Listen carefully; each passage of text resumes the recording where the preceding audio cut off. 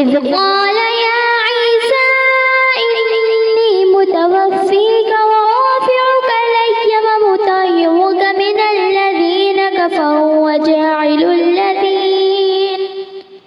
وجاعل الذين اتبعوك فوق الذين كفروا إلى يوم القيامة ثم إلي مرجعكم فأحكم بينكم فيما كنتم فيه تختلفون فأما الذين كفروا فأعذبهم عذابا شديدا في الدنيا والآخرة وما لهم من ناصرين وأما الذين آمنوا وعملوا الصالحات فيوفيهم أجورهم والله لا يحب الظالمين ذلك نتلوه عليك من الآيات والذكر الحكيم إن مثل عيسى عند الله كمثل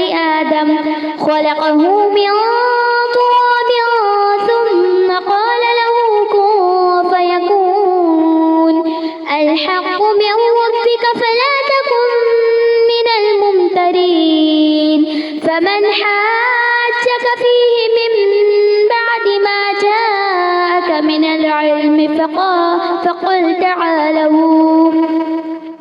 فقل تعالوا ندعو أبناءنا وأبناءكم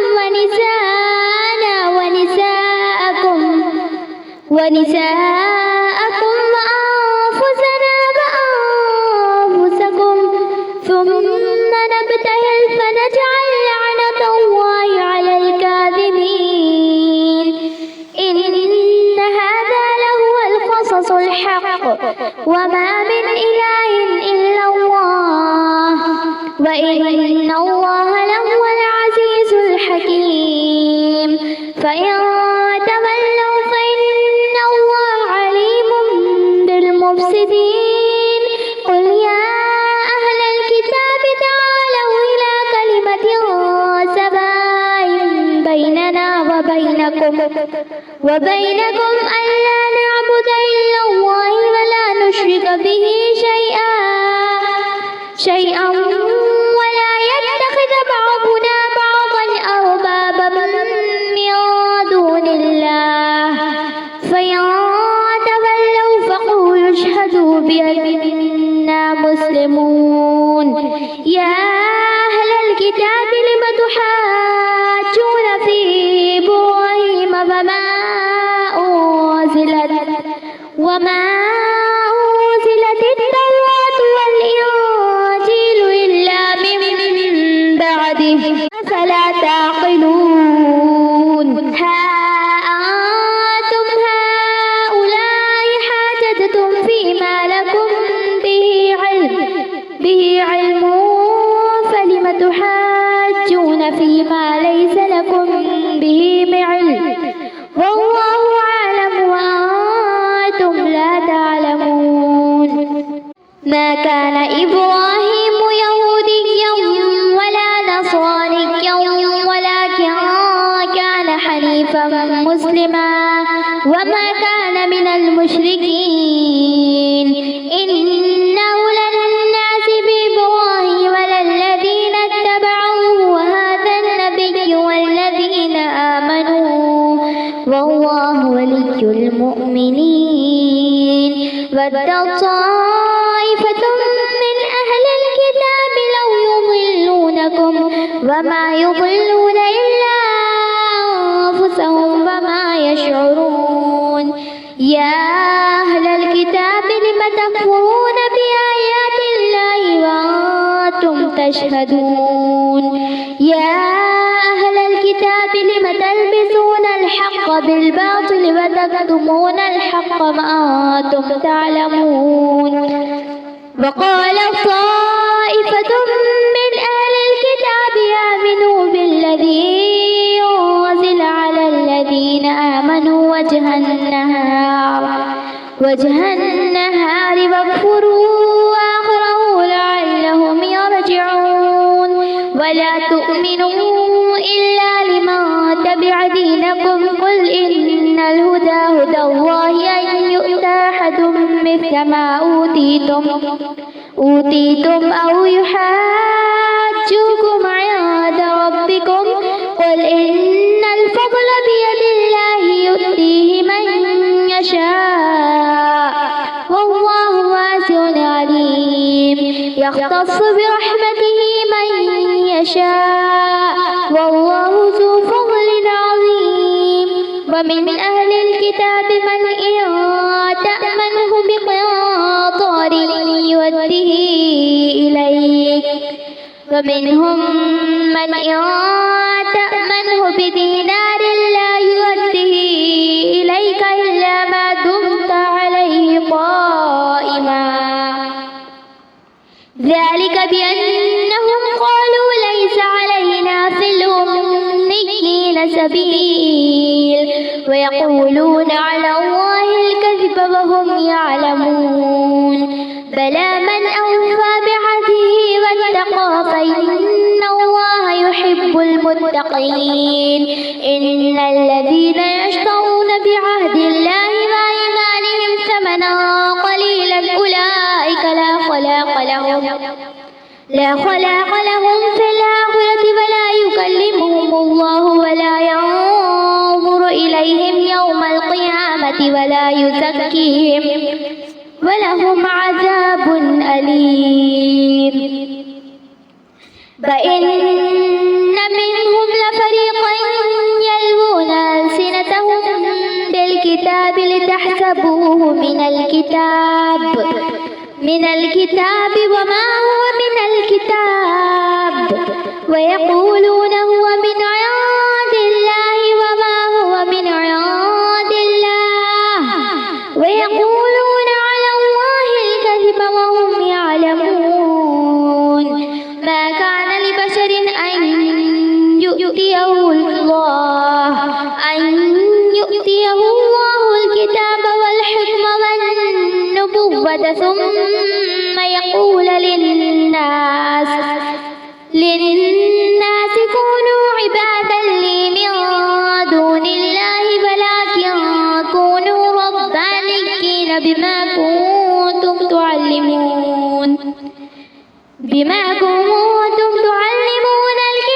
وبما كنتم تدرسون ولا يأمركم أن تتخذوا الملائكة والنبيين أربابا أيأمركم بالكفر بعد إذ أنتم مسلمون وإذ أخذ الله ميثاق النبيين لما آتيتكم من الكتاب وحكمة ثم جاءكم رسول مصدق لما معكم لتؤمنن به ولتنصرنه قال أقررتم وأخذتم على ذلكم إصري قالوا أقررنا قال فاشهدوا وأنا معكم من الشاهدين فمن تولى بعد ذلك فأولئك هم الفاسقون أفغير دين الله يبغون وله أسلم من في السماوات والأرض طوعا وكرها وإليه يرجعون قل آمنا بالله وما أنزل علينا وما أنزل على إبراهيم وإسماعيل وإسحاق ويعقوب والأسباط وما أوتي موسى وعيسى والنبيون من ربهم لا نفرق بين أحد منهم ونحن له مسلمون ومن يبتغ غير الإسلام دينا فلن يقبل منه وهو في الآخرة من الخاسرين كيف يهدي الله قوما كفروا بعد إيمانهم فشهدوا أن الرسول حق وجاءهم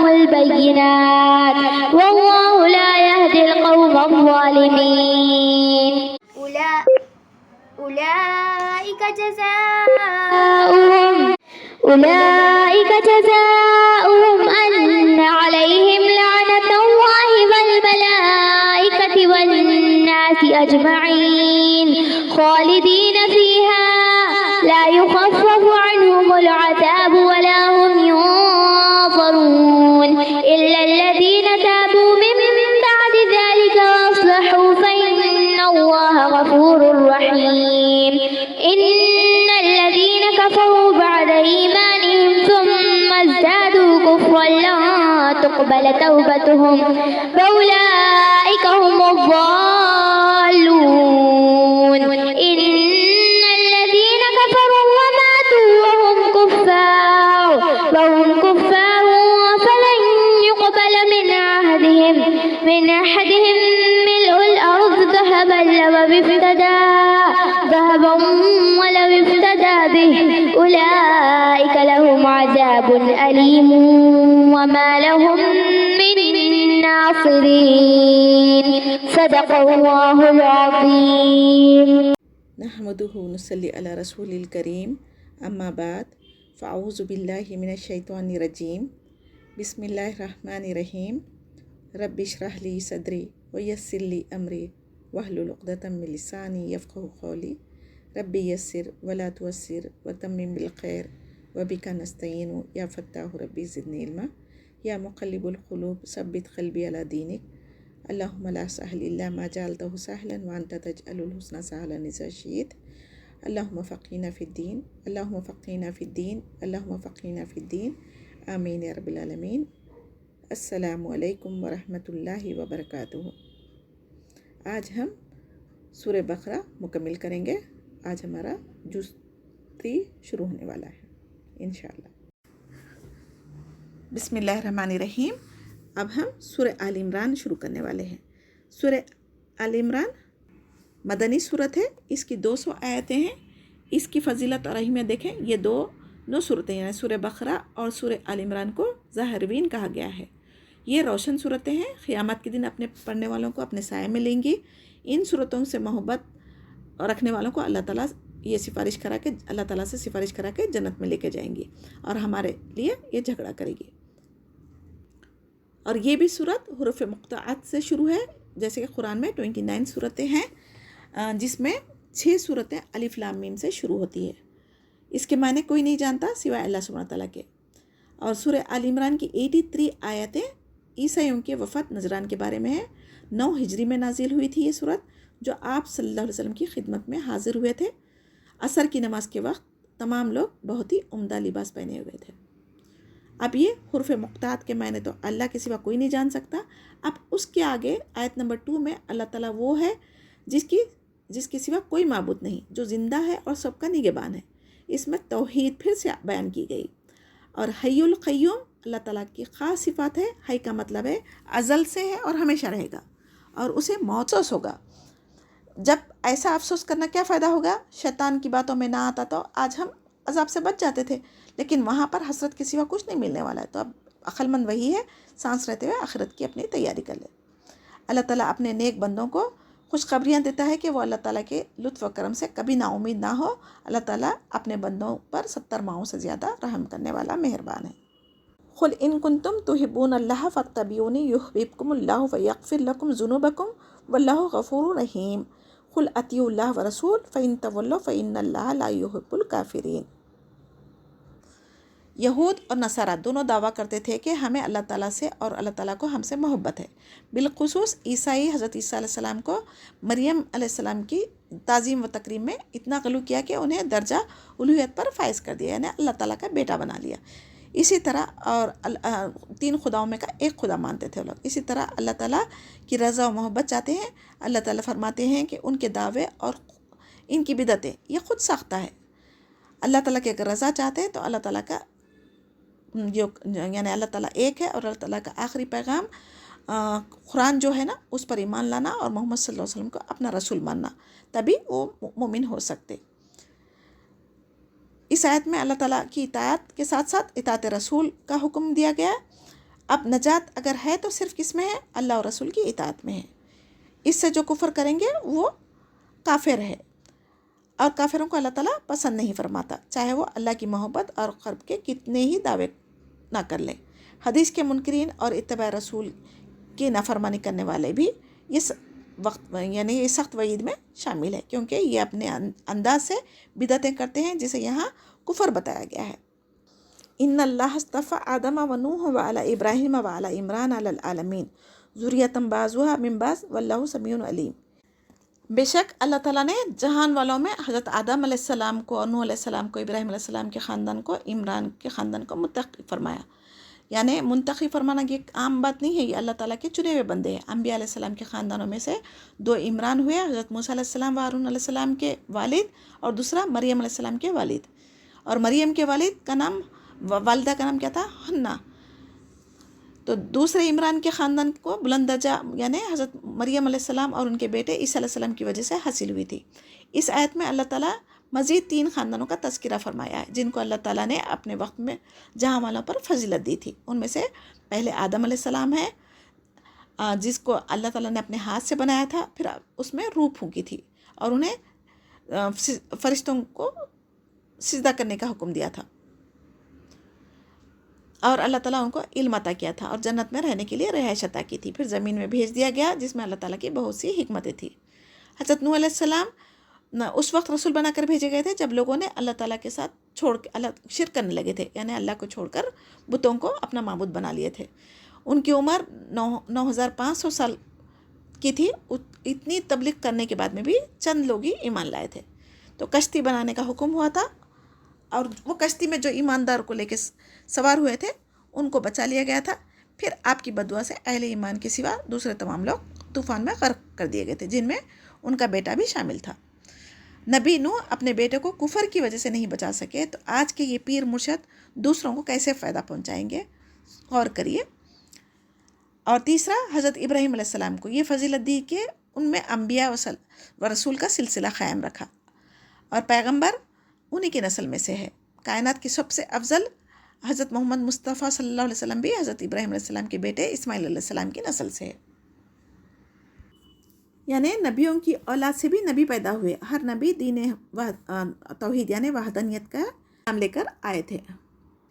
اس قالت امرأۃ عمران ربی انی نذرت لک ما فی بطنی مہرا فتقبل منی انک انت السمیع العلیم فلما وضعتها قالت ربی انی وضعتها انثی واللہ اعلم بما وضعت ولیس الذکر کالانثی وانی سمیتها مریم وانی اعیذها بک وذریتها من الشیطان الرجیم فتقبلها ربها بقبول حسن وانبتها نباتا حسنا وکفلها زکریا کلما دخل علیها زکریا المحراب وجد عندها رزقا قال یا مریم ان لک هذا قالت هو من عند اللہ ان اللہ یرزق من یشاء بغیر حساب۔ آیت 35 میں مریم کی والدہ نظر مانگی تھی کہ جو بھی ہوگا اللہ کی گھر کی میں خدمت کے لیے اسے وقف کر دوں گی، کیونکہ ان کو اولاد نہیں تھی تو انہوں نے منت مانگی تھی۔ نہ آگے ان کو اولاد ہونے کی امید تھی، کیونکہ حمل کی شروع میں ہی وہ بیوہ ہو چکی تھی۔ تو جب لڑکی پیدا ہوئی تو کہنے لگے کہ پروردگار مجھے تو لڑکی پیدا ہوئی، اللہ کو خوب معلوم تھا کہ کیا اس نے پیدا کیا، لڑکا لڑکی جیسا نہیں ہوتا نا، تو اسی لیے انہوں نے کہا کہ میں منت مانگی تھی کہ اللہ کی عبادت جگہ جو ہوتا نا، اللہ کا گھر جیسا مسجد ہوتی، میں اس کی خدمت کے لیے دینا چاہتی تھی۔ تو یہاں پر لڑکا ہو یا لڑکی، اس کا نام یعنی مریم رکھا گیا۔ میں اسے اور اس کی اولاد کو شیطان مردود سے تیری پناہ میں دیتی ہوں۔ اس تفسیر میں ہمیں کیا پتہ چل رہا؟ حسرت کا اظہار اور عذر بھی۔ حسرت اس بات کی کہ میری امید کے برعکس لڑکی پیدا ہوئی، کیونکہ خالق تو وہی ہے۔ اس آیت سے بچے کا پیدا ہوئے سو دن نام رکھنا ثابت ہوتا ہے، اور اس آیت میں جو بھی بچہ پیدا ہوتا ہے تو شیطان اس کو چھوتا نا، تو جس کی وجہ سے وہ روتا ہے۔ تو مریم کی والدہ نے جو دعا کی، اس کی اولاد کو شیطان مردود سے اللہ کی پناہ میں دیتی ہوں، تو وہ دعا قبول ہو گئی۔ ہمیں بھی اپنی اولاد کو اور آنے والی نسلوں کے لیے بھی ہمیشہ اللہ تعالیٰ سے دعا کرتے رہنا چاہیے۔ جب اللہ سبحانہ تعالیٰ نے ان کی یہ منت کو پوری کر دی اور ان کو قبول فرما لیا، تو ان کی پرورش کا انتظام کس سے کیا؟ زکریا علیہ السلام، جو مریم کے خالو ہوتے تھے، مریم علیہ السلام کے خالو تھے، اور اس وقت کے پیغمبر بھی تھے۔ مریم کی پیدائش، مریم علیہ السلام کی پرورش کے لیے سب لوگوں نے اپنے اپنے قلب جسے تورات لکھتے تھے دریا میں ڈال دیے تھے قرآن نکالنے کے لیے. جس کا قلم اوپر آیا انہوں نے ان کی پرورش کی سمجھے، ان کی کفالت کری. تو اس میں ان کے خالو ناطے سے بھی اور علمی اعتبار سے بھی یہ پیغمبر تھے. اخلاقی تربیت کے تقاضوں کا زکریا علیہ السلام صحیح اہتمام ان کا کر سکے تھے. جس حجرے میں مریم علیہ السلام رہائش پذیر تھی وہاں غیر موسمی پھل پائے جاتے تھے. سوائے زکریا علیہ السلام کے کوئی وہاں پر لا کر دینے والا نہیں ہوتا تھا، لیکن جب بھی زکریا علیہ السلام وہاں پر جاتے تھے تو کچھ نہ کچھ نئے پھل وہاں رہتے تھے. تو وہ حیرت کی بنا پر مریم علیہ السلام سے سوال کرتے تھے کہ یہ کہاں سے آئے. تو مریم علیہ السلام نے کہا کہ اللہ تعالیٰ کی طرف سے ہے.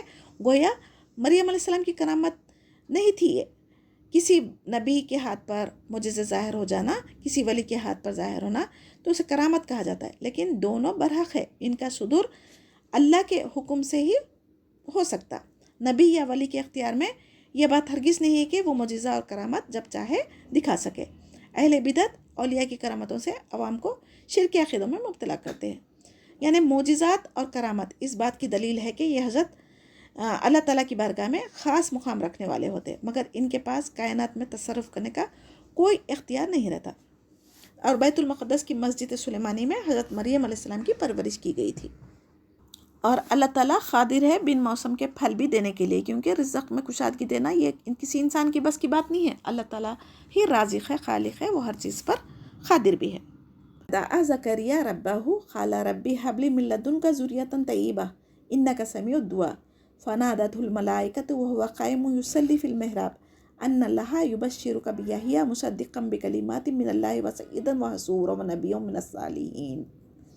قال ربی ان یکون لی غلام وقد بلغنی الکبر وامرأتی عاقر قال کذلک اللہ یفعل ما یشاء.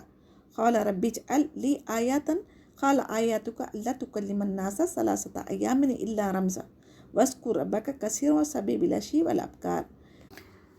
جہاں پر زکریا علیہ السلام دیکھا کہ مریم علیہ السلام کے پاس بن موسم کے میوے آتے تو ان کو بوڑھے ہونے کے باوجود، بیوی بانجھ ہونے کے باوجود یعنی اولاد کی طلب ان کو دل میں آئی. نہایت پوشیدگی سے اللہ تعالیٰ سے دعا کرنے لگے کہ اللہ مجھے بھی اولاد نصیب فرما. تو اللہ تعالیٰ کے لیے کسی چیز کے کرنے کے لیے اسباب کی ضرورت نہیں ہوتی، صرف اس کا کن کہنا کافی ہے. تو انہوں نے بڑھاپے میں جب دعا کی تو اللہ تعالیٰ نے ان کو زکریا علیہ السلام عطا فرمایا. جب اللہ سبحانہ تعالیٰ کی قدرت جب انہوں نے دیکھی، مریم علیہ السلام کے پاس بن موسم کے پھل آنے لگے تو ان کے دل میں بھی ایک خواہش پیدا ہوئی. جبکہ وہ بوڑھے ہو گئے تھے اور ان کی بیوی بانجھ تھی، لیکن جو دل سے ان کو خواہش تھی وہ زبان پر آ گئی تھی. تو اللہ سبحانہ تعالیٰ نے اس عمر میں بھی بیوی بانجھ ہونے کے باوجود، انہیں بوڑھے ہونے کے باوجود اللہ تعالیٰ نے ان کو زکریا علیہ السلام سے نوازا تھا. تو ہم کبھی بھی یہ نہیں کہہ سکتے کہ کسی کی عمر کی وجہ سے کسی کو کبھی بھی ان کو اولاد نہیں ہو سکتی یا ان کو صحت نہیں ہو سکتی یا کسی بھی چیز سے ہم نہیں کہہ سکتے. اللہ تعالیٰ جب چاہے جس کو چاہے جو چاہے دے سکتا. اب جب اللہ تعالیٰ نے ان کو خوشخبری دی بیٹے کی تو اب انہوں کہنے لگے کہ یا اللہ یہ کیسے ہوگا، مجھے کچھ نشانی بتا دیں. تو انہوں نے کیا کیا، زکریا علیہ السلام نماز پڑھ رہے تھے، فرشتوں نے بیٹے یحییٰ کی خوشخبری دی. اور اللہ تعالیٰ کلمے کی تصدیق سے مراد حضرت عیسیٰ علیہ السلام کی تصدیق ہے. گویا حضرت یحییٰ علیہ السلام اور عیسیٰ علیہ السلام جب بڑے ہوئے تو دونوں خالازاد تھے، ایک دوسرے کی تائید کی تھی. سعیدن کے معنی ہے سردار کے، اور حصوراً کے معنی ہے گناہوں سے پاک. حضرت عیسیٰ علیہ السلام کی نبوت کو تسلیم کرنے سے سب سے پہلے شخص یحییٰ علیہ السلام ہی تھے.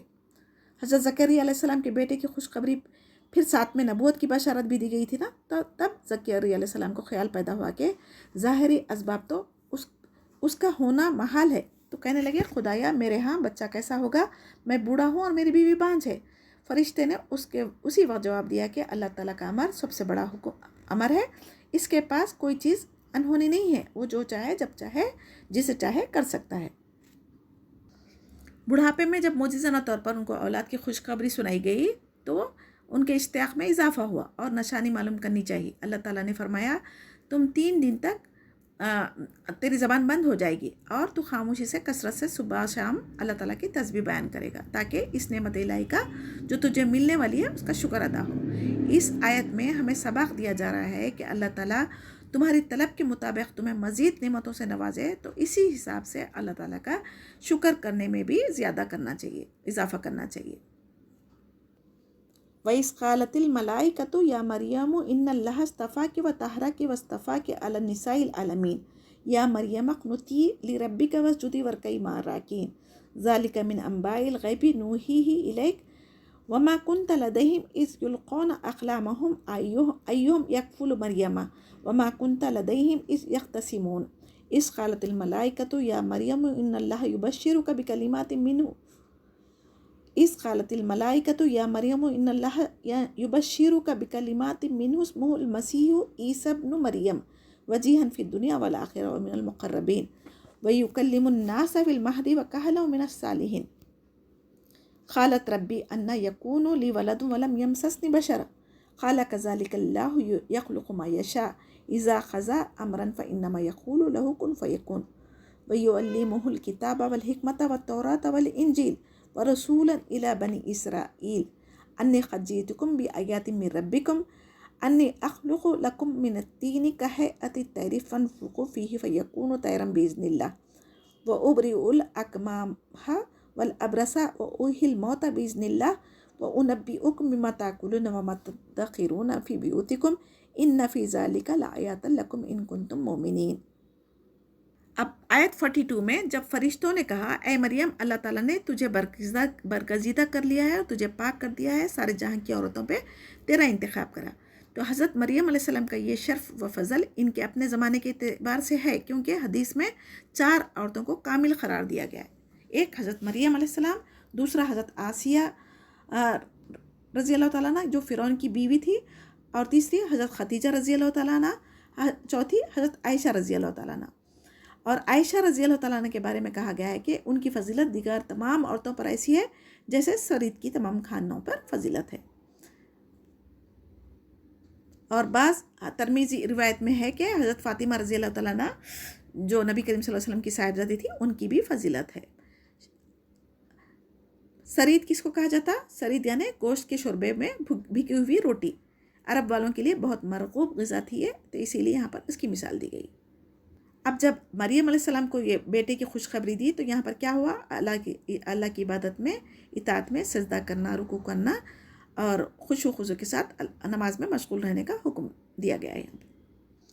جب ان کی عبادت کثرت سے ہونے لگی تو اللہ سبحانہ تعالیٰ نے انہیں دنیا سے بے رغبتی اور شیطانی وسوسوں سے پاک کر کے اپنا قرب عطا فرما دیا تھا۔ مریم علیہ السلام اتنا اپنے آپ کو عبادت میں مشغول رکھتی تھی کہ رکوع سجدے لمبے کرنے کی وجہ سے ان کے ٹخنوں پر ورم آ جاتا تھا۔ اور آیت 44 سے ہمیں کیا پتہ چل رہا؟ آپ صلی اللہ علیہ وسلم عالم الغیب ہوتے تو اللہ تعالیٰ یہ نہ فرماتا تھا کہ ہم غیب کی خبریں آپ کو وحی کے ذریعے بتا رہے ہیں۔ آج کل اہل بدعت نے نبی کریم صلی اللہ علیہ وسلم کو عالم الغیب اور ہر جگہ حاضر و ناظر کہتے ہیں۔ جب فرشتوں نے کہا اے مریم اللہ تعالیٰ نے تجھے اپنے ایک کلمے کی خوشخبری دیتا ہے جس کا نام مسیح عیسی ابن مریم ہے، جو دنیا اور آخرت میں ذی عزت ہے اور میرے مقربین میں سے ہے، تو حضرت عیسیٰ علیہ السلام کے کلمے کو کلمت اللہ کہا گیا ہے، کیونکہ عیسیٰ علیہ السلام بغیر باپ کے پیدا ہوئے تھے، یہ معجزانہ طور پر ہوا تھا۔ وَيُكَلِّمُ النَّاسَ فِي الْمَهْدِ وَكَهْلًا وَمِنَ الصَّالِحِينَ قَالَتْ رَبِّ أَنَّىٰ يَكُونُ لِي وَلَدٌ وَلَمْ يَمْسَسْنِي بَشَرٌ قَالَ كَذَٰلِكَ اللَّهُ يَخْلُقُ مَا يَشَاءُ إِذْ قَضَىٰ أَمْرًا فَإِنَّمَا يَقُولُ لَهُ كُن فَيَكُونُ وَيُعَلِّمُهُ الْكِتَابَ وَالْحِكْمَةَ وَالتَّوْرَاةَ وَالْإِنجِيلَ وَرَسُولًا إِلَىٰ بَنِي إِسْرَائِيلَ أَنِّي قَدْ جِئْتُكُم بِآيَاتٍ مِّن رَّبِّكُمْ أَنِّي أَخْلُقُ لَكُم مِّنَ الطِّينِ كَهَيْئَةِ الطَّيْرِ فَأَنفُخُ فِيهِ فَيَكُونُ طَيْرًا بِإِذْنِ اللَّهِ وَأُبْرِئُ الْأَكْمَحَ وَالْأَبْرَصَ وَأُحْيِي الْمَوْتَىٰ بِإِذْنِ اللَّهِ وَأُنَبِّئُكُم بِمَا تَأْكُلُونَ وَمَا تَدَّخِرُونَ فِي بُيُوتِكُمْ إِنَّ فِي ذَلِكَ لَآيَاتٍ لَكُمْ إِن كُنتُم مُّؤْمِنِينَ وَمُصَدِّقًا لِّمَا بَيْنَ يَدَيَّ مِنَ التَّوْرَاةِ وَلِأُحِلَّ لَكُم بَعْضَ الَّذِي حُرِّمَ عَلَيْكُمْ وَجِئْتُكُم بِآيَاتٍ مِّن رَّبِّكُمْ وَاتَّقُوا اللَّهَ وَأَطِيعُونِ إِنَّ اللَّهَ رَبِّي وَرَبُّكُمْ فَاعْبُدُوهُ وَهَٰذَا صِرَاطٌ مُّسْتَقِيمٌ۔ یعنی آیت 46 میں اللہ تعالیٰ نے کیا فرمایا کہ وہ گوھارے میں یعنی شیرخرگی کی عمر میں باتیں کریں گے، ادھر عمر میں بھی، اور نیک لوگوں میں سے ہوں گا۔ یعنی عیسیٰ علیہ السلام کیا کہا تھا؟ میں اللہ کا بندہ ہوں اور مجھے کتاب دے کر بھیجا گیا ہے۔ یہ کب بولا تھا؟ جب وہ شیرخرگی کی عمر میں تھے۔ عیسیٰ علیہ السلام اللہ تعالیٰ کے نزدیک خاص برگزیدہ بندے تھے۔ انہوں نے بچپن میں ہی شیرخرگی کی عمر میں ہی دینی تبلیغ کی دعوت دی تھی، یہ ایک معجزہ تھا۔ اور جوانی میں عیسیٰ علیہ السلام پر انجیل وحی کی گئی تھی۔ عیسیٰ علیہ السلام عمل صالح کرنے والوں میں سے تھے، خاص بندے تھے اللہ کے۔ رسالت کا درجہ صرف نبیوں کو ہی ملتا ہے، یہ عام لوگوں کو نہیں ملتا۔ 47 में मरियम अलैहिस्सलाम ने कहने लगी मुझे लड़का कैसे होगा, हालांकि मुझे कोई इंसान ने हाथ नहीं लगाया। फरिश्ते ने कहा इसी तरह जो चाहे पैदा करता है। जब कभी अल्लाह ताला किसी काम को करने का इरादा करता है तो सिर्फ कुन कहना काफ़ी हो जाता है। तो मरियम अलैहिस्सलाम का ताजुब बजा था, लेकिन अल्लाह ताला की कुदरत हर चीज़ पर कुदरत रखती ना, तो बग़ैर किसी असबाब के भी जो चाहे वो पलक झपकते हुए करने पर कादिर है। तो बचपन में मुजिज़ों के तौर पर बात करने वाले 3 बच्चों का जिक्र हमें मिलता है। एक ईसा अलैहिस्सलाम, दूसरा जुरेज और तीसरा इसराइली औरत का बच्चा। ये सब बनी इसराइल में से ही थे। इसके अलावा सही मुस्लिम में है कि असहाबुल उखदूद के क़िस्से में भी एक शेरख्वार बच्चा बचपन में शेरख्वारगी की उम्र में बात किया था। हज़रत ईसा अलैहिस्सलाम को 33 ईयर्स की उम्र में आसमान पर उठा लिया गया था। ये आयत 46 में आएगा, और उधर उम्र का मतलब क़यामत से पहले दुनिया में आएंगे, आप सल्लल्लाहु अलैहि वसल्लम के दीन पर चलेंगे और कुरान की शरीयत के मुताबिक तबलीग भी करेंगे और दज्जाल से लड़ेंगे। सारी दुनिया में फिर इस्लाम फैल जाएगा। आयत 48 में किताब से मुराद लिखना है, हिकमत है, दानाई है। नबूवत फरिश्ते जिब्राइल अलैहिस्सलाम जब इंसान की शक्ल में हाजिर हुए और मरियम को बेटे ईसा अलैहिस्सलाम की नबी बनाने की खुशखबरी दिए तो उनको लिखना पढ़ना सिखाए। इंजील देकर नबी करीम बनी इसराइल की तरफ उनको भेजा गया था। 49 में इस आयत में अखलुक़ु लकुम यानी यहाँ पैदाइश के माने में नहीं है, बल्कि इस पर तो सिर्फ अल्लाह ताला ही कादिर है, क्योंकि वही खालिक है। यहाँ ज़ाहिरी सूरत बनाने के हैं। दोबारा बिइज़्निल्लाह कहने का मतलब अल्लाह ताला के हुक्म से है। इसका मकसद सिर्फ यही है कि कोई शख्स गलत फहमी का शिकार ना हो जाए कि खुदाई सिफ़ात या इख्तियारात का हामिल ईसा अलैहिस्सलाम है। मैं तो अल्लाह ताला का आजिज़ बंदा हूँ और रसूल हूँ, वह कहा करते थे। खालिस अल्लाह की तरफ से मोजिज़े है। ये नबी की कोई हालत के मुताबिक मोजिज़े दिए जाते हैं ना, तो ये नबी की सदाकत ज़ाहिर करने के लिए होते। हज़रत मूसा अलैहिस्सलाम के दौर में भी जादूगरी का ज़ोर था, तो उन्हें लाठी और बैज़ का मोजिज़ा दिया गया था। बड़े बड़े जादूगर जब इनका सामने ये देखे थे मोजिज़ा तो लोग ईमान ले आए थे। हज़रत ईसा अलैहिस्सलाम के दौर में भी बहुत ज़्यादा तिब का चर्चा था। तो उन्होंने मुर्दा को ज़िंदा करना, माँ के पेट के अंधे को बीनाई अता करना, खोड़ की जो बीमारी होती है ना उसको छूने से वो सेहतमंद हो जाता था। और मोहम्मद सल्लल्लाहु अलैहि वसल्लम के दौर में शेर व अदब, फसाद, बलागत का दौर था। तो चुनाचे उन्हें कुरान मजीद में जैसा फसी व बलीग पूरा एजाज कलाम अता किया था, उसके नज़ीर उनको एक सूरत बना के लाने का चैलेंज किया गया था और हुर्फ़ मुक़त्तअत से इनको चैलेंज किया गया था। तो जिस दौर में जिस चीज़ का रिवाज होता अल्लाह सुब्हानहू तआला ने वही नबियों को देकर भेजते हैं। अल्लाह सुब्हानहू तआला को एक मानना और उसकी इबादत करना हर नबी की दावत तबलीग उम्मत के लिए भी यही कहा गया है। और आयत 50 में मूसा अलैहिस्सलाम पर नाजिल कुर्दा तौरात की तस्दीक की थी। बाज़ चीज़ें जिस पर बतौर सज़ा अल्लाह ताला ने हराम की थी वो चीज़ें भी उनके उलमा के ज़रिए से हराम की गई थी। आयत 51 में सिर्फ़ और सिर्फ अल्लाह ताला की इबादत करने का हुक्म दिया गया। अल्लाह ताला के सामने ज़िल्लत वाजिज़ी इनकिसारी के साथ दुआ करना चाहिए हमें, और सीधे रास्ते की हिदायत की दुआ भी करनी चाहिए। साथ में अल्लाह के किसी को अगर शरीक ठहराएंगे तो फिर हम अल्लाह के अज़ाब के मुस्तहिक़ होंगे। फ़लम्मा अहस्सा ईसा मिनहुमुल कुफ़्र क़ाला आमन अंसारी इलल्लाह क़ालल हवारियून नहनु अंसारुल्लाह आमन्ना बिल्लाहि वशहद बिअन्ना मुस्लिमून रब्बना आमन्ना बिमा अंज़लता वत्तबअना रसूला फ़क्तुबना मअश शाहिदीन।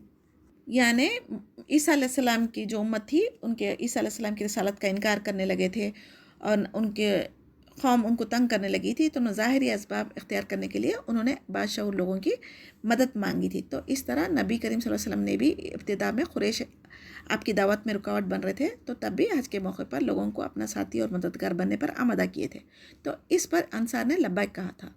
आप सल्लल्लाहु अलैहि वसल्लम ने फरमाया था हर नबी का कोई मददगार ख़ास होता है और मेरा मददगार ज़ुबैर रज़ी अल्लाह तआला अन्हु। हज़रत ईसा अलैहिस्सलाम के ज़माने में शाम का इलाक़ा रोमियों के हुक्मरान के यानी काफिर के कब्ज़े में था। यहूदियों ने हज़रत ईसा अलैहिस्सलाम के ख़िलाफ़ इस हुक्मरान के कान भर दिए थे, तो उनके मुताबिक हज़रत ईसा अलैहिस्सलाम को सूली देने का फ़ैसला कर लिया गया था। लेकिन अल्लाह ताला ने हज़रत ईसा अलैहिस्सलाम को बहिफ़ाज़त आसमान पर उठा लिया और हवारियों में से उनकी एक हम शक्ल आदमी को सूली दे दी गई थी और समझते रहे कि वो ईसा अलैहिस्सलाम को सूली दिए, मगर अल्लाह ताला ने खुफिया तदबीर की और ईसा अलैहिस्सलाम की हिफाजत फरमाई। और इनकी बदबख्ती और बदनीयती की वजह से उनके दिल हमेशा के लिए सख्त हो गए और बातिल पर अड़े रहे, जिसकी वजह से वो दुनिया और आखिरत में रुसवाई उनको मुक़द्दर हो गई उनकी। وَمَكَرُوا وَمَكَرَ اللَّهُ وَاللَّهُ خَيْرُ الْمَاكِرِينَ، یعنی یہودیوں نے بادشاہ سے جھوٹ کہہ کر عیسیٰ علیہ السلام کے خلاف کر دیے تھے، تو یہ مکر تھا نا ان لوگوں کا جس پر سولی دینے کا فیصلہ ہوا تھا۔ تو جب آیت 53 کی تفسیر ہم دیکھیں گے تو ہمیں کیا پتہ چلا؟ بے انتہا توہین کی اور کانٹوں کا تاج پہنا کر سولی دے دی تھی کافروں کے، یعنی اللہ تعالیٰ کیا بتا رہے ہیں؟ اللہ تعالیٰ نے بھی ان کے ساتھ خفیہ تدبیر کی۔ اللہ تعالیٰ سب سے خفیہ تدبیر کرنے والا بہتر ہے۔ حواریہ میں یہ کہتے تھے کہ حواریوں میں سے ایک جا کر بادشاہ سے مل کر یہ سازش کی تھی، تو اللہ تعالیٰ نے اسی کی شکل عیسیٰ علیہ السلام کی طرح کر دی تھی اور وہی سولی پر چڑھایا گیا۔ اللہ علم۔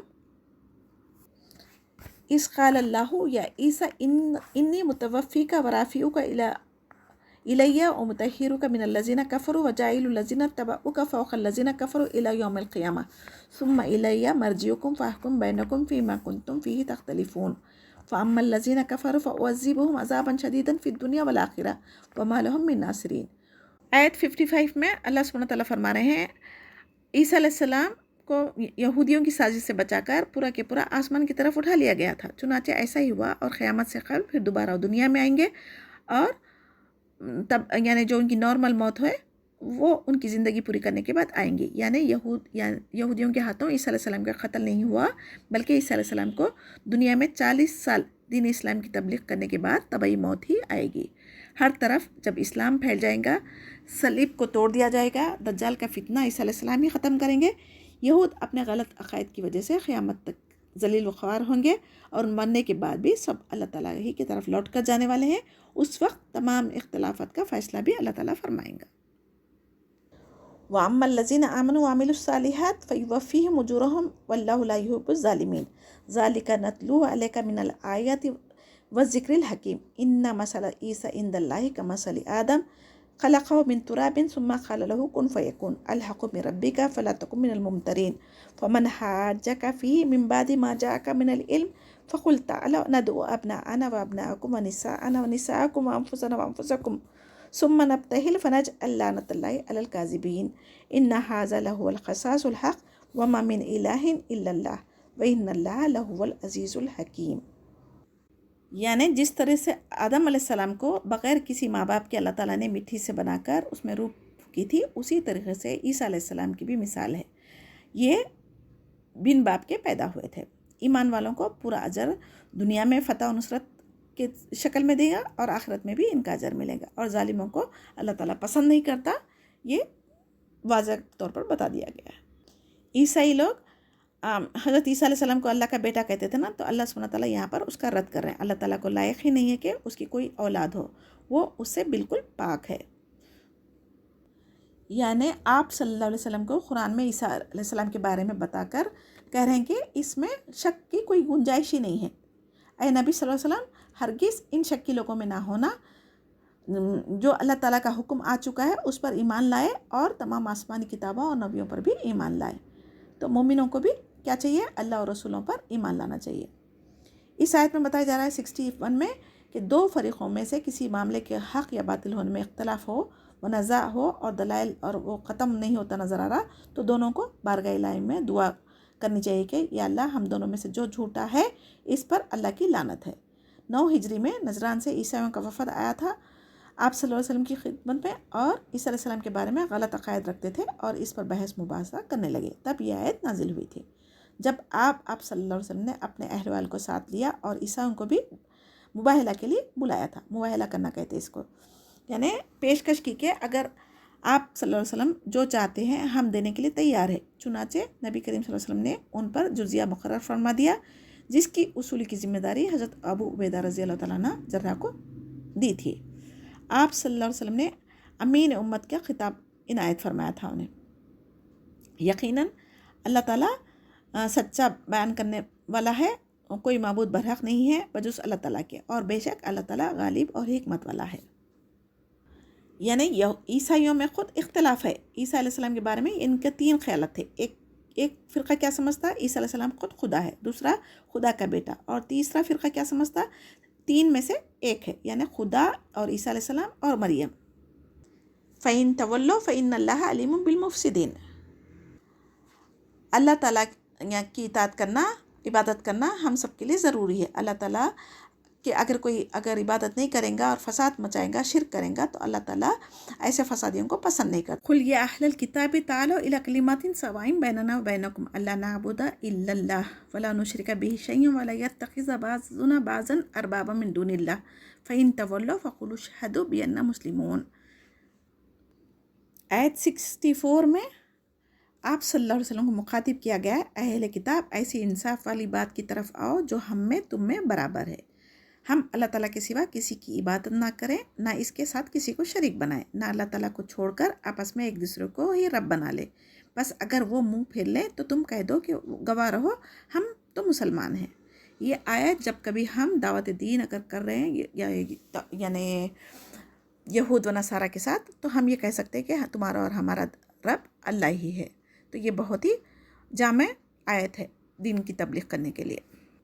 یا اہل الکتاب لما تحاجون فی ابراہیم وما انزلت التوراۃ والانجیل الا من بعد افلا تعقلون ہا انتم ہؤلاء حاججتم فیما لکم بہ علم فلما تحاجون فیما لیس لکم بہ علم واللہ یعلم وانتم لا تعلمون ما کان ابراہیم یہودیا ولا نصرانیا ولکن کان حنیفا مسلما وما كان من المشركين ان اولى الناس بابراہیم للذین اتبعوه وهذا النبی والذین آمنوا واللہ ولی المؤمنین۔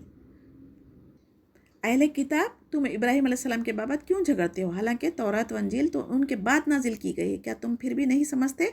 یعنی حضرت ابراہیم علیہ السلام کے بارے میں جھگڑنے کا مطلب یہ ہے کہ یہودی اور عیسائی دونوں دعویٰ کرتے تھے کہ حضرت ابراہیم علیہ السلام ان کے دین پر تھے، حالانکہ تورات اور زبور ابراہیم علیہ السلام کے سینکڑوں سال بعد آئی۔ تو کیسے ابراہیم علیہ السلام یہودی ہو سکتے، عیسائی ہو سکتے؟ حضرت ابراہیم علیہ السلام اور موسیٰ علیہ السلام کے درمیان 1000 سال کا، اور ابراہیم علیہ السلام اور عیسیٰ علیہ السلام کے درمیان 2000 سال کا فاصلہ ہے۔ یہاں پر کلیئرلی اللہ تعالیٰ بتا دیے کہ سنو تم لوگ اس میں جھگڑ چکے جس کا تمہیں علم نہیں ہے، اب اس بات میں کیوں جھگڑتے ہو جس کا تمہیں علم ہی نہیں ہے، اور اللہ تعالیٰ جانتا ہے تم نہیں جانتے۔ یہود و نصارہ کی اپنی کتابوں پر بھی ان کو علم صحیح نہیں تھا، بے عقلی کا سارے لوگ کرتے تھے، جھگڑا کرتے تھے۔ تو اللہ سبحانہ تعالیٰ ان سے کیا کہہ رہا ہے؟ حضرت ابراہیم علیہ السلام کی شان اور ان کے ملت حنیف کے بارے میں تو توحید تھی نا، تو اس کا علم ان کو خود نہیں ہے۔ وہ ابراہیم علیہ السلام بچپن سے ہی شرک سے بیزار تھے اور بت پرستی سے پاک، جس کی وجہ سے انہوں نے بتوں کو توڑ دیا تھا، تو ان کو آگ میں ڈالا گیا تھا۔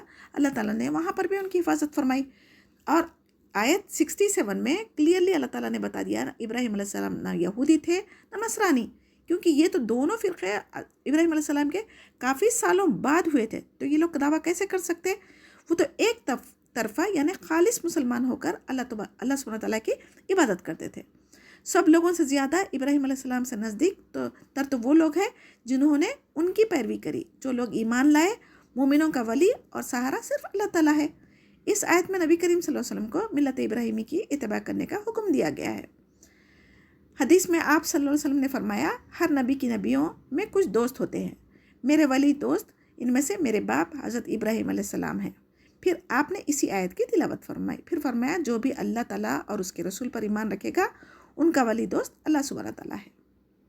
وَدَّتْ طَائِفَةٌ مِّنْ أَهْلِ الْكِتَابِ لَوْ يُضِلُّونَكُمْ وَمَا يُضِلُّونَ إِلَّا أَنفُسَهُمْ وَمَا يَشْعُرُونَ يَا أَهْلَ الْكِتَابِ لِمَ تَكْفُرُونَ بِآيَاتِ اللَّهِ وَأَنْتُمْ تَشْهَدُونَ يَا أَهْلَ الْكِتَابِ لِمَ تَلْبِسُونَ الْحَقَّ بِالْبَاطِلِ وَتَكْتُمُونَ الْحَقَّ وَأَنْتُمْ تَعْلَمُونَ وَقَالَتْ طَائِفَةٌ مِّنْ أَهْلِ الْكِتَابِ آمِنُوا بِالَّذِي أُنزِلَ عَلَى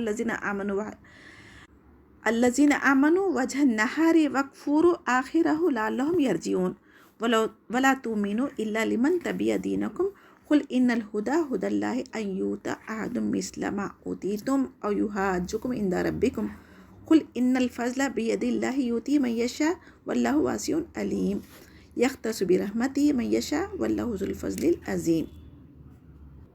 آیت 69 میں یہودیوں کے حسد و بغض کی وضاحت کی جا رہی ہے، اہل ایمان سے جو لوگ رکھتے تھے اور اسی حسد کی وجہ سے مسلمانوں کو گمراہ کرنے کی خواہش رکھتے تھے۔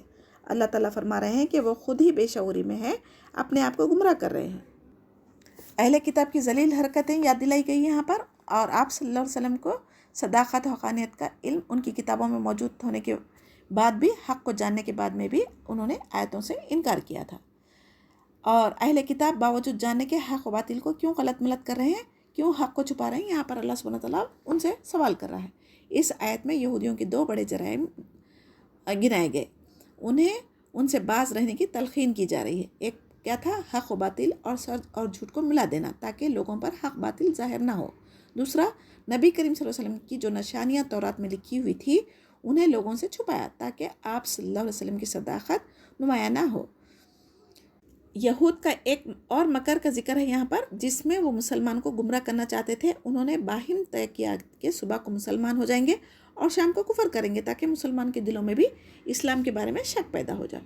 تو اللہ سبحانہ وتعالیٰ جس کو ایمان کی دولت نصیب فرما دیے وہ کوئی بھی نہیں بگاڑ سکتا، کوئی بھی ان کو گمراہ نہیں کر سکتا۔ تو ہمیں بھی دعا کرنا چاہیے اللہ تعالیٰ ہمیں ایسا پختہ ایمان دے، دنیا کے فتنے ہمیں کبھی بھی اس سے ہٹا نہ سکے، آمین یا رب العالمین۔ اس آیت 73 میں دیکھیں، یہود کی آپسی سازشیں بتائی جا رہی ہے۔ انہوں نے ایک دوسرے کو کہا کہ تم ظاہری طور پر تو اسلام کا اظہار کرو اور اپنے مذہب یہود کے سوا کسی اور کی بات پر یقین نہیں کرنا، چاہے جو بھی اسلام کے بارے میں کہے بہانے بازی کرے، کیونکہ ہدایت تو صرف اللہ تعالیٰ کی ہے، اختیار میں ہے، وہ جس کو چاہے ہدایت دے، جس کو چاہے گمراہ کرے، تمہارے ہیلے حوالے اللہ کی راہ میں رکاوٹ نہیں بن سکتے۔ یختص برحمتہ من یشاء واللہ ذو الفضل العظیم ومن اہل الکتاب من ان تأمنه بقنطار یؤدیہ الیک ومنہم من ان تأمنه بدینار لا یؤدیہ الیک الا ما دمت علیہ قائما ذلک بانہم قالوا لیس علینا فی الأمیین سبیل ویقولون علی اللہ الکذب وہم یعلمون بلی من اوفی بعہدہ واتقی فإن اللہ یحب المتقین ان الذین یشترون بعہد اللہ وایمانہم ثمنا قلیلا اولئک لا خلاق لهم فی الآخرۃ ولا یکلمهم اللہ ولا ینظر الیہم یوم القیامہ ولا یزکیہم ولہم عذاب علیم۔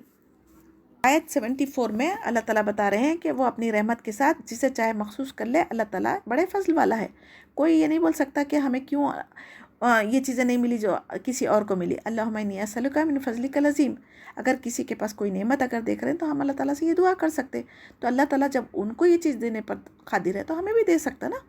اس آیت کے دو معنی بیان کیے گئے۔ یہود کے بڑے بڑے علماء اپنے شاگردوں کو سکھاتے تھے کہ دن کے شروع میں ایمان لاؤ اور شام کو کفر کرو تاکہ مسلمان جو کمزور ہے وہ بھی مرتد ہو جائے۔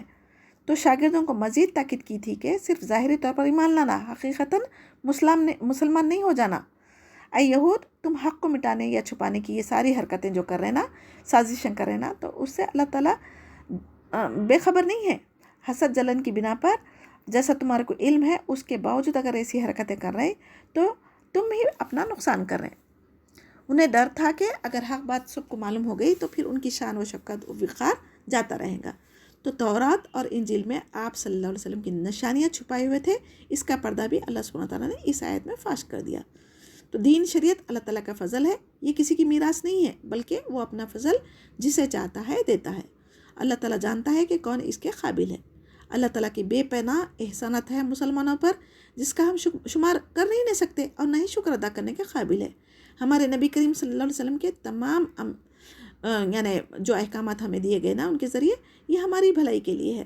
اللہ تعالیٰ ہم سب مسلمانوں کو مرتے دم تک ایمان اور توحید پر قائم رکھے، آمین یا رب العالمین۔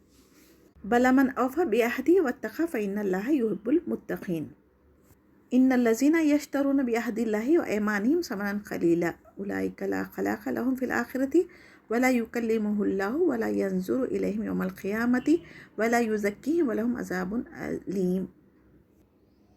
یعنی اس آیت میں وعدہ پورا کرنے کا حکم دیا جا رہا ہے، چاہے وہ کسی کے ساتھ کیا گیا ہو، چاہے وہ کافر کے ساتھ میں ہو یا مشرک کے ساتھ میں ہو، ہمیں ہر حال میں وعدہ پورا کرنا ضروری ہے۔ آیت 77 میں بے شک جو لوگ اللہ تعالیٰ کے عہد یعنی اپنی قسموں کو تھوڑی قیمت پر بیچ ڈالتے ہیں ان کے لیے آخرت میں کوئی حصہ نہیں ہے۔ اللہ تعالیٰ نہ تو ان سے بات چیت کرے گا اور نہ ان کی طرف قیامت کے دن دیکھے گا، نہ انہیں پاک کرے گا، اور ان کے لیے دردناک عذاب ہے۔ یہ آیت دو طرح کے لوگوں کو شامل ہے۔ نمبر 1، وہ لوگ جو عہد الہی یعنی اپنی قسموں کو یعنی پست ڈال کر تھوڑے سے دنیا میں مفادت کے لیے نبی کریم صلی اللہ علیہ وسلم پر ایمان نہیں لائے، اور دوسرے وہ لوگ ہیں جو جھوٹی قسمیں کھا کر اپنا مال فروخت کرتے ہیں یا کسی کا مال نہ کھاتے ہیں۔ جیسا کہ حدیث میں ہے، نبی کریم صلی اللہ علیہ وسلم نے فرمایا جو شخص کسی کے مال ہتھیانے کے لیے جھوٹی قسم کھائے وہ اللہ تعالیٰ سے اس حال میں ملے گا کہ اس پر اللہ تعالیٰ غضبناک ہوگا۔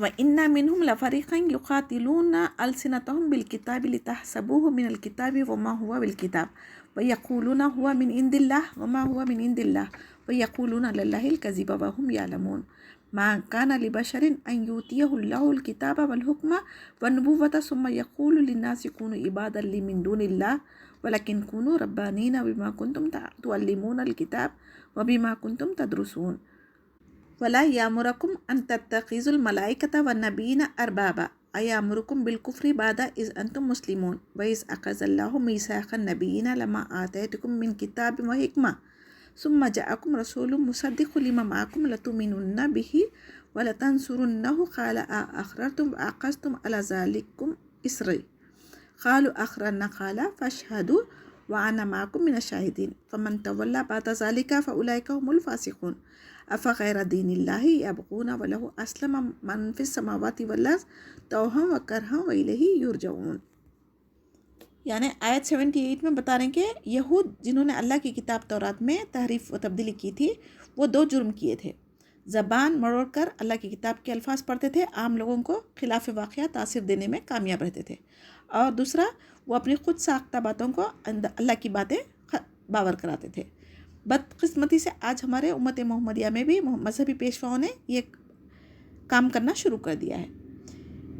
اور عیسائیوں کے بارے میں کہا جا رہا ہے کہ انہوں نے عیسیٰ علیہ السلام کو خدا کا بیٹا بنایا، جبکہ وہ انسان تھے اور نبی تھے جنہیں کتاب، حکمت، نبوت سے نوازا گیا تھا. اور ایسا کوئی شخص یہ دعویٰ نہیں کر سکتا کہ اللہ تعالیٰ کو چھوڑ کر میرے پجاری اور بندے بن جاؤ، بلکہ وہ تو یہی کہتے تھے کہ اللہ کو ایک مانو اور اس کے ساتھ کسی کو شریک نہ ٹھہراؤ.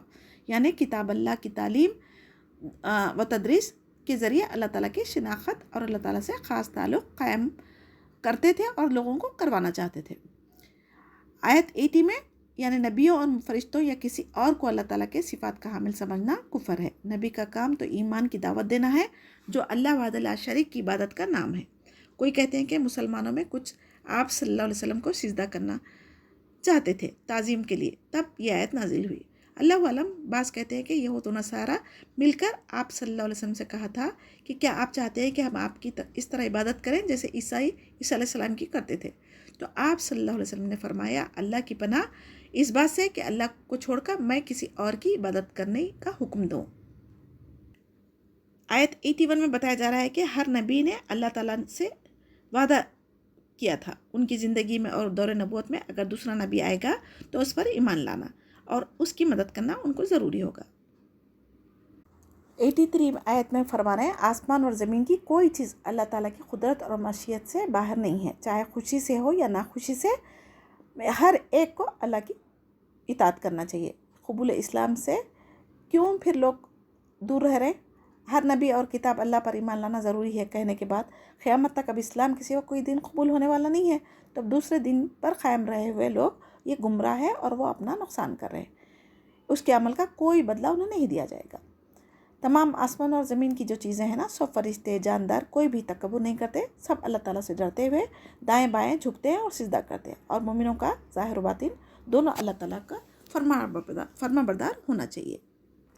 قل آمنا باللہ وما انزل علینا وما انزل علی ابراہیم و اسماعیل و اسحاق و یعقوب والاسباط وما اوتی موسیٰ و عیسیٰ والنبیون من ربہم لا نفرق بین احد منہم ونحن لہ مسلمون ومن یبتغی غیر الاسلام دینا فلن یقبل منہ وہو فی الآخرۃ من الخاسرین کیف یہدی اللہ قوما کفروا بعد ایمانہم وشہدوا ان الرسول حق وجاءہم البینات واللہ لا یہدی القوم الظالمین اولئک جزاؤہم ان علیہم لعنۃ اللہ والملائکۃ والناس اجمعین خالدین فیہا لا یخفف عنہم العذاب ولہم ینظرون.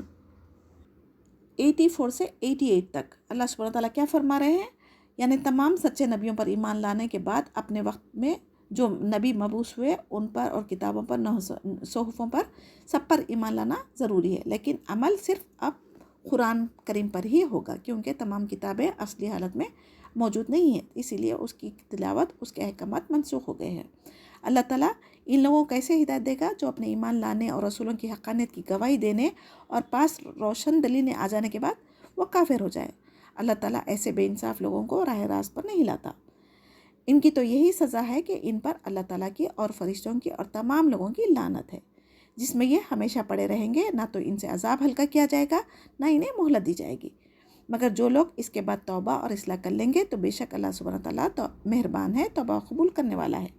انصار میں سے ایک مسلمان مرتد ہو گیا تھا اور مشرکوں سے جا کے مل چکا تھا، لیکن جلد ہی اسے ندامت ہوئی۔ اس نے لوگوں کے ذریعے آپ صلی اللہ علیہ وسلم تک پیغام بھجوایا کہ میری توبہ قبول ہو سکتی ہے کیا؟ اس پر اللہ سبحانہ وتعالیٰ نے آیت 89 نازل فرمائی۔ اس آیت سے معلوم ہوتا ہے کہ مرتد کی سزا بہت سخت ہے، کیونکہ حق کو پہچاننے کے بعد اگر کفر پہ چلا جائے اور حق کا انکار کرے تو ایسے لوگوں کو دنیا میں سزا ہے اور آخرت میں بھی۔ اگر خلوص دل سے اگر اپنی اصلاح کر کے توبہ کر لے تو اللہ تعالیٰ غفور رحیم ہے، اس کی توبہ قابل قبول ہو سکتی ہے۔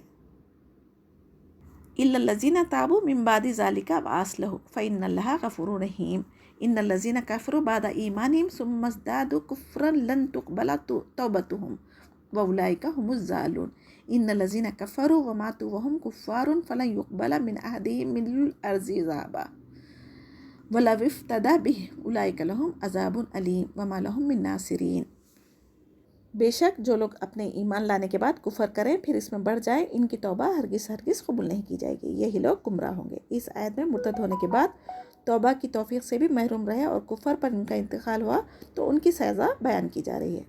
اس سے وہ توبہ مراد ہے جو موت کے وقت وہ لوگ جب موت کو اپنے آنکھوں سے دیکھ لیں گے، نرخرے میں ان کی روح آ جائیں گی، فرشتوں کو دیکھ لیں گے، تو جب توبہ کریں گے تو وہ توبہ قبول نہیں ہوگی۔